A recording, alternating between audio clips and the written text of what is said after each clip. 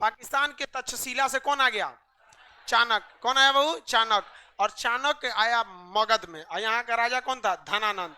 धनानंद को समझाया कि महाराज आप नेतृत्व करिए, यहाँ के राजाओं को मिलाइए और हमला करिए किस पर? सिकंदर पर, वरना वो ब्यास नदी को पार कर जाएगा तो बहुत समस्या हो जाएगा।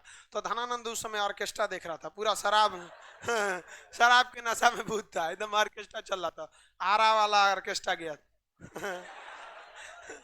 संजय तो ऑर्केस्ट्रा देख रहा था। वो ससुरा भड़क गया चाणक्य पे, कहा कि ये टकला कौन है? ससुरा धनानंद नशा में अपनी सैनिकों को बुलाया और चाणक्य के टकला पकड़ के चोटी और घसीट के फेंकवा दिया। ससुरा सोचिए, अब इसका अनुभव तो आप लोग को आज ज्यादा अच्छा से होगा। आप लोग मतलब आप लोग इसको कल्पना कर सकती है। अब हम लोग का बाल पकड़ीबे नहीं करेगा, महिला का चोटी पकड़ के कोनो उतारेगा, कितना भयानक लगा। वो चोटिया पकड़ के फेंकवा दिया, कहा कि भागे यहाँ से। चाणक्य चोटी खुल गया, कसम खाया कि धनानंद हम बर्बाद कर देंगे तुमको, एकदम याद रखना है यहाँ पे। और जब तक बर्बाद नहीं कर देते ना, दोबारा इस अपनी चोटी को बांधेंगे नहीं। और वहां से वापस गया मगध के तक्षशिला, कहा कि इंसान को गुस्से में अपना धैर्य नहीं खोना चाहिए, गुस्सा में इंसान को अपना मेन गोल नहीं भूलना चाहिए। मेरे लिए पहला शत्रु कौन है? सिकंदर है। बाद में शत्रु कौन है? धनानंद। इसने सोचा कि पहले हम धनानंद से बाद में निपटेंगे। धनानंद को वहीं मगध में खड़ा होकर बोला मैं तुम्हें विनाश कर दूंगा।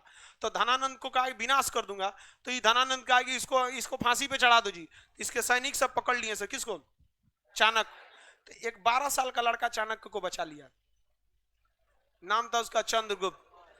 वो चंद्रगुप्त को लेके गया तक्षशिला, कहा कि मैं तुम्हें वहां का राजा बनाऊंगा। और तक्षशिला ले गया और उसने क्या किया, सिकंदर की सेना जब इधर प्लानिंग बना रही थी तो उसने कहा कि किसी एक सैनिक को मार दो। तो चुपके से कोनो एगो सैनिक पानी उनी पीने की ना मार दिया, उसका वेशभूषा पहन के बैठ गया। कौन? चंद्रगुप्त मौर्य। अब सिकंदर की सेना में कौन घुस चुका था?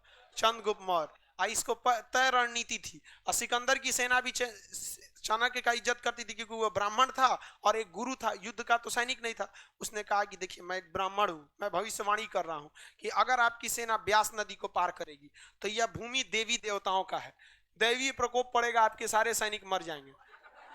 सिकंदर कहा कि तू देर पगलाया है रे, हम सोच रहा मैसेडोनिया से हमला करते आ गए, पूरा दुनिया जीत लिए, ऐसा कोनो प्रकोपे नहीं देखे, यहाँ कौन सी पड़ेगा। जबकि उसकी सेना में घुस चुका था कौन? सिकंदर। उसने चंद्रगुप्त मौर्य। चंद्रगुप्त मौर्य सिकंदर की फौज की खाना में उल्टा सीधा जहर मिलाना चालू कर दिया। पूरा का पूरा क्या मिला? जहर। सैनिक खाए सब, 2 बटालियन मर गया। कहा कि देख लीजिए। और उस समय पोस्टमार्टम थोड़े थे कि पता चले जहर खा के मरा। ससुरा सिकंदर की सेना में अफवाह फैल गया, सही बात है, सब ब्यास नदी को पार कर जाएंगे लोग ना तो उधर देवी देवताओं का जगह, इन्हें ना जाएंगे। अगले दिन उसने जहर मिला दिया जिससे लोग अंधे हो जाए। खाना खाया तो 1 बटालियन फौजी अंधा हो गया। कहा कि लड़िए। अगले दिन खजुआट फैला दिया, चेचक फैला दिया, महामारी फैल गई। सिकंदर की सेना में अफवाह फैल गया। दुनिया की सबसे बड़ी फौज अपनी राजा के आगे कह दिया कि हम ब्यास नदी को पार नहीं करेंगे, उधर देवीय प्रकोप है। वहां कोई देवी प्रकोप नहीं था, वो चाणक्य की कूटनीति का नतीजा था जो चंद्रगुप्त मौर्य को घुसा दिया। और यहां से लौट गया कौन? सिकंदर। सिकंदर जब लौटा तो 323 ईसा पूर्व, आपको बताया था ये चीज उल्टा चलेगा। 323 ईसा पूर्व बेबीलोन में, कहां पर? बेबीलोन में। बेबीलोन में सिकंदर की क्या हो गई? मृत्यु हो गई। लेकिन